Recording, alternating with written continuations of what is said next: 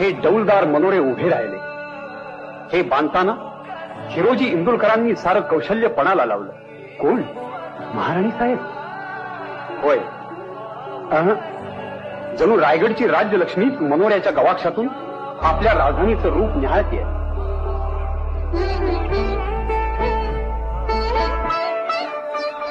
मनोरे हे अष्टकोनी मनोरे ही फार सुरेख आहे. पूर्वी आत कारंजी उडत असत, पडदे हेलावत असत आणि हंड्या झुमरत झगमगत असत.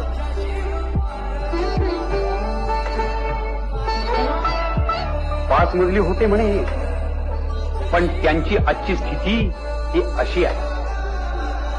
पालेकराच्या तीरावर हे डौलदार मनोरे उभे राहिले. हे बांधताना हिरोजी इंदुरकरांनी सारं कौशल्य पणाला लावलं. कोण? महाराणी साहेब? होय. जणू रायगडची राज्यलक्ष्मी मनोऱ्याच्या गवाक्षातून आपल्या राजधानीचं रूप न्याहाळतीये.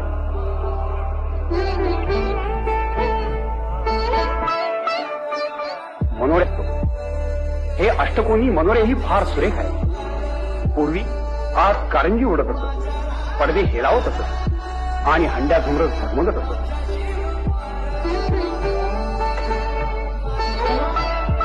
पाच मजली होते म्हणे, पण त्यांची आजची स्थिती ही अशी आहे.